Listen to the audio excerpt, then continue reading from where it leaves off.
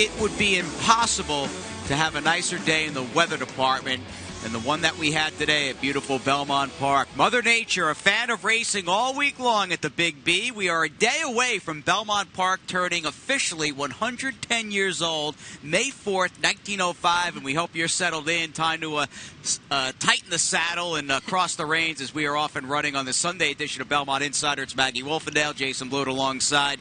How did your Derby day go? It was long, Jay, but it was very enjoyable, it must be said. It was chillier yesterday than it was today. Today made up for it a lot. And we had some great racing today, but we'll check out that Derby. Right. Fast and firm here at Belmont Park. No carryover into the Sunday Pick 6. We've got the fourth running of the Affirm Success. That's really the centerpiece of today's action at Belmont Park. But, of course, it's all about the 3-year-olds and the 2015 Triple Crown just underway. We march forward to Pimlico with the Preakness 140th Preakness on May 16th. And let's get back to the stretch run. In fact, off the far turn, sounds like the top three finishers, obviously the winner American Pharoah, the runner-up Firing Line, and the third-place finisher Dortmund have got their sights set on Baltimore. Yeah, I can't wait to see these three match things up here once again. You know, it was kind of a slow pace here, Jay, and we just saw these three kind of run 1, 2, 3 around the racetrack like a merry-go-round. So there were some horses with troubled trips. I mean, as everybody will say, the best horse did probably win in American Pharoah, and he's really exciting going to the Preakness. But I wonder how much this Derby took out of him. It's the first time he was tested. He felt the stick a lot, and he looked pretty tired after everything was said and done. That may be the biggest question facing trainer Bob Baffert and American Pharoah going towards the May 6th Preakness. How does the big horse drop out of the Derby? Well, yeah. Todd Pletcher has historically not been a big fan, at least running horses in the Preakness, but he may run Materiality back. Oh, really? Yeah, that's the word. And you caught up with Javier Castellano to talk about what happened yesterday at Churchill Downs. Here with Jockey Javier Castellano, who was aboard Materiality yesterday, and Javi, the bad luck curse of the inside post kind of came to fruition yesterday with Materiality. Didn't get away as good as you have hoped, I'm sure. Yeah, that happens as a whole race. Unfortunately, you know, the horse, he broke a slow out of the gate. He missed the break. He lost the shoe out of the gate. I mean, I lose all the chance. And after that, I had to come from behind. That's a horse. He never have a chance to get dirt in the face. That's the first time. His first reality, he didn't like it all. But they really like the horse. He get used to so quick. When after that he go through his split horses in the last part of the race, and he finished so well. I think he has such a great horse. I mean, he really proved that he's the real deal yesterday. Do you think he can move forward off of that effort? And he had to have given you a good feeling after taking all of that kind of controversial trip. Absolutely. Those kind of horses, when something happened in the beginning of the race, usually they don't perform. And my horse, he did. He showed out he belongs. I think he's going to move forward, and I'm looking forward to ride back the horse. Well, Javier, best of luck with Materiality. Thank you. So the two-time champion jockey, Javier Castellano, will have to wait until another Kentucky Derby to perhaps wear the roses. We would imagine that'll happen one day, but it didn't work out for Materiality, and Javier went into the kind of trip that he had after he broke a bit slow and lost the shoe. And even elaborating on that, I spoke to him after we kind of wrapped that up, and he kind of said that this horse, you know, he lacked an experience, but he made up for it in that entire race, in that one race. It was like after he got hit the half-mile pole, he's like, oh, I can run through this kickback, and I thought that was really promising. Light on seasoning, a good effort in defeat for Materiality, and the same can be said for the Wood winner, Frosted, who put in a sustained run in a race the pace held together. Joel Rosario had a front-side seat in Derby 141, and he caught up with Maggie as well. Fresh off the plane from Louisville here in the Belmont Jockstrom, it's Joel Rosario aboard Frosted. Rode him to a fourth-place finish last night in the Kentucky Derby, and a bit of a troubled trip, I would say. Not the ideal situation, but what did you think of his performance? Yes, I thought, the performance was, what I expected, and with a little trip, like you said, and how the races go. I was a little bit, I say grounded first doing, but right when I get in the backside, after I pass the half, I have a horse on the inside me, and then it kind of draw me away a little bit, and then I have to just be there for a little longer, and then but he did put a good run at the end. the horses who, everybody expected to win the race to win. So it was American proud. And, he put a good run in the end. So we just, we'll see for what do we expect from him for the next 2 races. I don't know what they're going to do with him. Well, hopefully we could see him maybe at the Belmont. But going back to the Derby, were you expecting a little more pace than there actually was? I mean, 23 and 47, those are pretty slow fractions for a Kentucky Derby. Actually, yes, because, it looked like on paper was a lot of speed. And, it looked like everybody in the first turn, everybody take hold. And, but mile in the quarter, 47 is, how the track was. It was not that slow. And, but I thought they gonna go a little quicker. But I was in the good spot. I thought, I just, I guess we got to be happy now with that 4. Well, let's play trainer for a little bit. Hypothetically speaking, would you like to see Frosted in, let's say, the Belmont in the first weekend in June? Yes, he's a very cool horse, and like I say, we'll see what the training and the owner what they're gonna do with him. But he's a very cool horse, and he can go, mile and a half, and he can go a mile and a quarter. So he's very talented. All right. Well, best of luck with Frosted in the future, Joel. Oh, thank you. And I think Joel knows a thing or two about A, Sons of Tappet being the regular rider of Tonalist, and B, what it takes to win the Belmont Stakes. Winning the Belmont last year with Tonalist and Frosted, the future is bright. Good horse, the Wood winner. And as Joel said, he ran well with no pace yesterday. I mean, it kind of feels like a foreshadowing, possibly, of what we might see here. Looking back at last year with Joel, with his Son of Tappet, and now with Frosted. And he's always struck me as a horse who, the longer he goes, the better he will perform. And I really thought yesterday was promising because he had a wide, sustained run where not many other horses were closing. Yes, he was more in the clear than some of the others, like Materiality, like Keen Ice. So I think he's really promising. He's just hitting his best stride as of now. Your neighborhood, May 16th. Are you ready? I'm so ready. I'll be down there, so I'm looking forward to it. All right, Preakness 140. It's the beauty of the Triple Crown. You don't have to wait a long time for round number 2. We'll get them down in the starting gate soon. And, of course, that flight from Churchill Downs with the Derby winner and the 2 also-rans that were in the try will leave on May 13th. What about the Affirm Success, Fast and Firm from the Taj Mahal? John Abrial with the call. It's the 4th running. New York breds and a good field of state breds as they battle over the main track.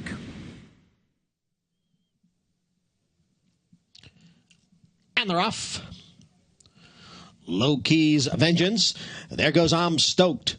Captain Sirius is there. And on the outside, it's Weekend Hideaway. I Am Stoked has the early lead, with Captain Sirius in between horses, and on the outside, Weekend Hideaway, a close-up third, a break of 3 to Curious Cal in 4th. Low Keys Vengeance broke well, but now back in 5th, and another 4 lengths to Empire Dreams, and 5 more to John's Island, who trails the field in 7th through a quarter mile in 22 and 1/5 seconds, a 3-way battle up front. I'm Stoked at the rail. Captain Sirius, the favorite in between horses. Weekend Hideaways on the outside. Curious Cal will make a 4-wide move coming to the top of the stretch. Low Keys Vengeance is just in behind the front runners. Then it's Empire Dreams, the half mile in 45 seconds there in the stretch. It is Captain Sirius with a narrow lead over I'm Stoked. Low Keys Vengeance is gaining ground down at the rail. On the outside, Curious Cal and Empire Dreams. And here comes Low Keys Vengeance to take over. Empire Dreams moves to second. Low Keys Vengeance pulls off the upset. Empire Dreams was second, and it's a photo for third. Very hot pace, took its toll late, and it's Angel Cruz who had a bang-up April over at the Big A, a new track. Well, it didn't matter. He's up in time down on the rail. And it hasn't mattered this opening weekend. This very talented, very positive young man. He's really riding with so much confidence, too. He picks up his first stakes win here. And Loki's Vengeance, let's not take away anything from the horse. Jay, I haven't seen a horse look like him in the paddock in a long time. He literally looked like a Trojan horse. I mean, he was just so pumped up that I really thought there was no way he could lose. 4-year-old colt by Frost Giant. Angel Cruz happy in the winner's circle. We think of Mike Hushin, who was not on hand. We hope Mike's doing okay. This will cheer him up, though. A get well soon card from Loki's Vengeance. And here's Angel Cruz with Maggie after the stake. Here, we are all smiles in the winner's circle for today's Affirm success. It's Angel Cruz, rider aboard Loki's Vengeance today. I don't know about you, Angel, but when you got a leg up on him, he just looked like a monster. Yeah, he did. He's big horse, strong. He just looked like he was ready today, and look, he won. He was ready since the beginning. When I got on him, tough, and I said, man, I got a shot in this. So I sit behind him, and it was all himself. He did it himself, went through the rail, and he just kept going. It's amazing how he did it. He was very game today, and your first stakes win here at Belmont Park. Things are looking very good for you. Are you excited to be here in New York and continue riding here? Yes, I'm excited. I'm excited to be with the best jockeys in the country and accomplishing my career to win a stake here. And I thank God and the trainer and the owners. They gave me the opportunity. They brought the horse ready today, and he did it right. And you did too. Congratulations, Angel. Thank you. Pace made the race, and Angel Cruz, I mean, he had the poise, stayed cool, calm, and collected, had the poise of a seasoned journeyman rider, and you can get the positivity and just overall mood he goes through his day-to-day tasks with in that interview. He's very happy. He is. Like I said, a positive attitude goes a long way on the racetrack. It just influences everything around you and your confidence, and that's really what Angel has right now. And I don't think he's a guy where that's going to dissipate anytime soon. $2.2 million for Affirm Success, who 18 years ago, just under 18 years ago, debuted in May of '97 for Rick Schosberg, won 3 Grade 1s, and had his namesake here at Belmont Park. We hope he's having a happy retirement. We're just getting started, though. The day does not end until the buzzer sounds, and we've got a lot more coming your way here on MSG+.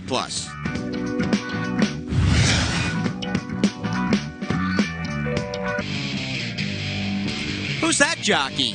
Will he have a horse in the starting gate in the Preakness? Looks like he's got a little rose there yesterday in his hand. Well, good to have the family out at Belmont Park, and this is the place to bring the family and friends. Nothing like a day at the races here at beautiful Belmont Park, and summer starts here, no doubt about that. The 147th running of the Belmont Stakes, less than 5 weeks out from that June 6th Belmont Stakes Day card, and we talked about it earlier today, Maggie. Do not wait to buy those tickets at BelmontStakes.com. No, and as you were saying earlier, Jay, it's not like some fluky horse won the Derby. We could very well have a horse heading into this first race in June, or the Belmont first weekend in June, as a Triple Crown contender. So once again, don't get shut out.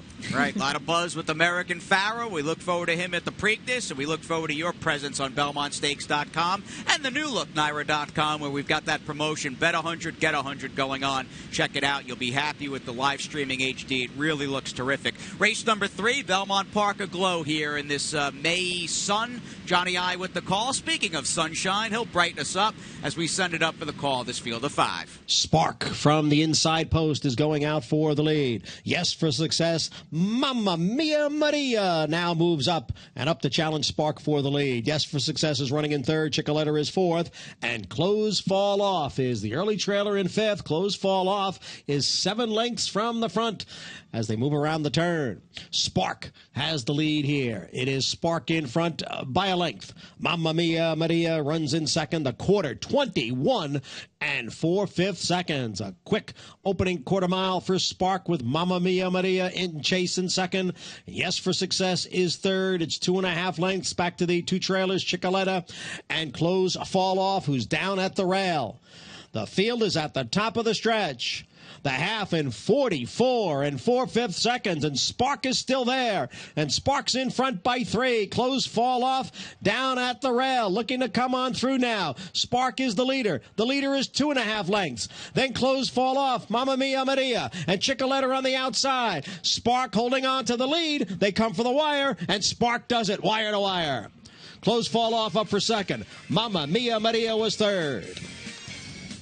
Thus far, it's been a good insider for the Bug Boys, Angel Cruz, and the Affirm Success. And how about an aggressive ride early as soon as they sprung the latch with Eric Consell and Spark? It's kind of felt like what this filly needed from the get-go, Jay. You know, she's very small, compact type, and she just gets brave out in the front end. And Eric Consell, very good on the front end, as I've watched him throughout his brief time here in New York. And, I mean, let's face it, some of our dirt races did have that inside kind of speed flow to them, which I'm sure helped her out. But she did run very fast and respectful against some promising other fillies. Beat a decent field. 3-year-old filly by Speightstown, owned and bred by Peter Blum. She is trained by Jimmy Jerkins, and she got the better of 4 rivals, including Close Fall Off. Who would you expect with this race under her belt? She needed it. Because she hadn't run since last August at a debut win at Saratoga. Can she move forward? She definitely needed it, and I think she should move forward because she was kind of down inside and tight, and she was still running on. So that just tells me that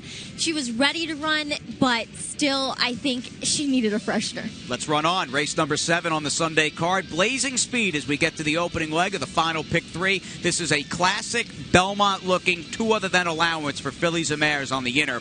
And once again, we send it back up to Johnny I. Fade to Black is on the outside, and Fashion Fund down at the rail. Fade to Black has a head in front of Granny Max Kitten. Fashion Fund, and there goes Seacoast now up to grab third. Fashion Fund is back running in fourth, and Agawa is fifth with Regarde, the trailer, in sixth. The field has hit the backstretch. Fade to Black leads by a length. Granny Max Kitten in second by 3/4 of a length, and Seacoast, the Irish bred, on the outside in third by 2. Then it's Fashion Fund who's racing in fourth, followed by Agawa and Regarde. The opening quarter, 26-1. Fade to Black by a head. Granny Max Kitten races in between horses, and on the outside is Seacoast in third. A length and a half. Fashion Fun runs in fourth.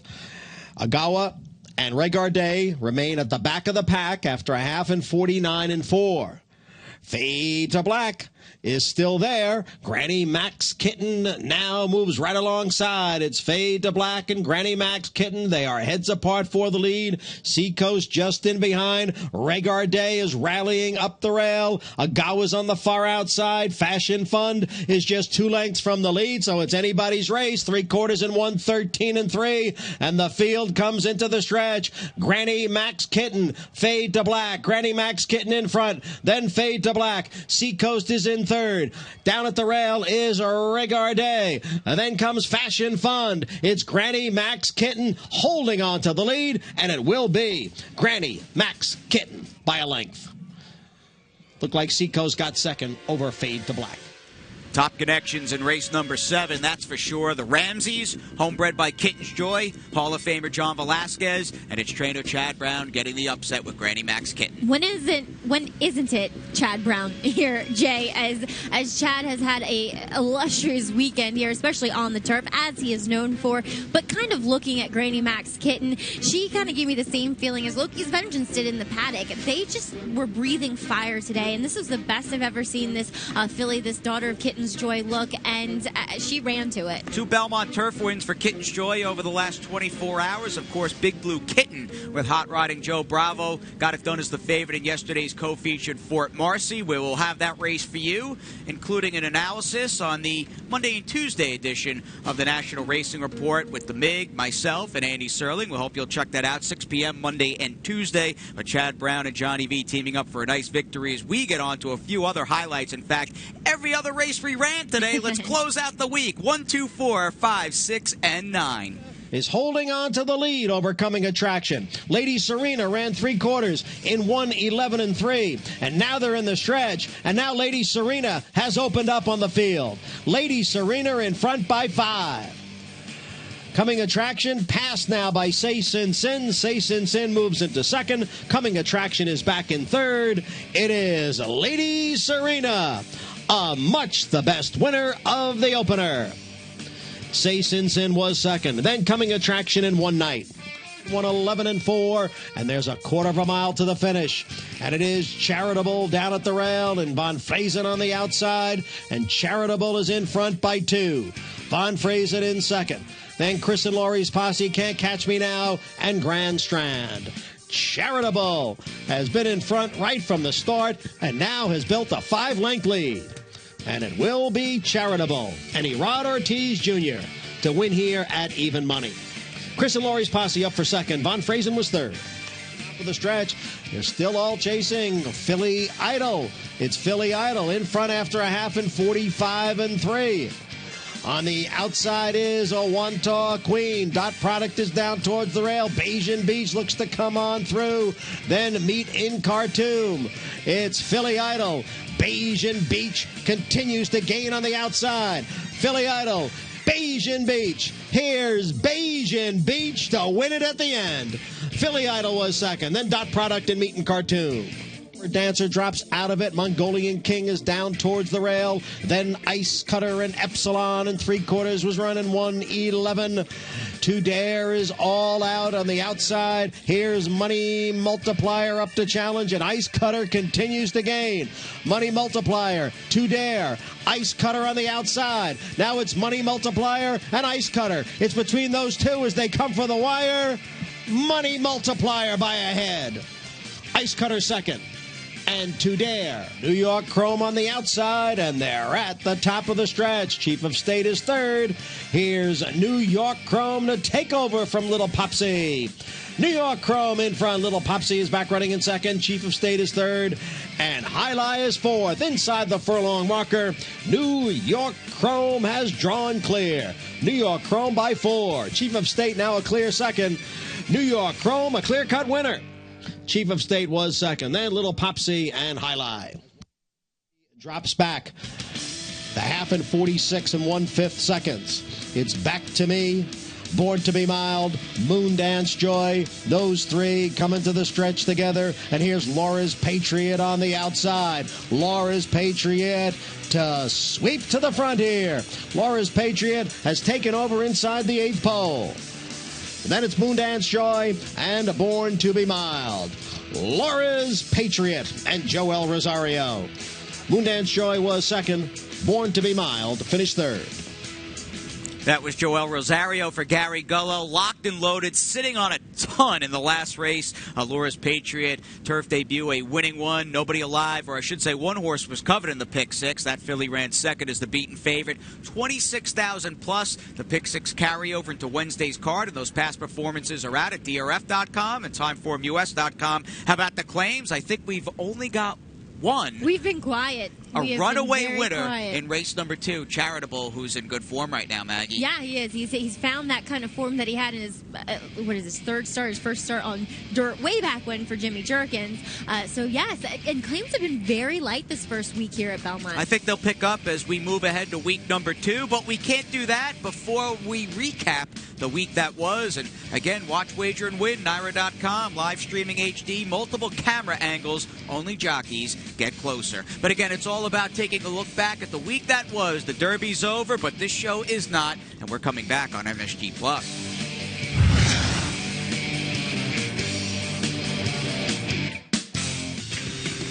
Hallowed grounds here at Belmont Park. That paddock, one of the best spots in all of New York sports. And you get Maggie to hang out there all day long with the iconic Big Red overlooking your shoulder. Yeah, that's my pal. So, joking with some girls who work here that we should put a cape on Secretariat because he's just a superhero. He's definitely our mascot here at Belmont. He was the time super horse back after sweeping the Triple Crown in '73. Does he get some company from American Pharoah? We've been on an odd number Triple Crown winners over the last 20-plus years, 30-plus years. Be nice to make it an even number. Yeah. Best of luck to him down at Pimlico. How about the top performers? We've got 5 full cards down, and we'll get it to Mosler. Second running of the Elusive Quality here on opening day. Joel Rosario ended the week in the winner's circle, and he took the first stakes. Blue Cap, what a ride. Yeah, exactly. He was loaded for bear. You could tell as soon as that seam just opened up perfectly for him. And Mosler is a horse that I've always liked. I mean, obviously he's gorgeous. They paid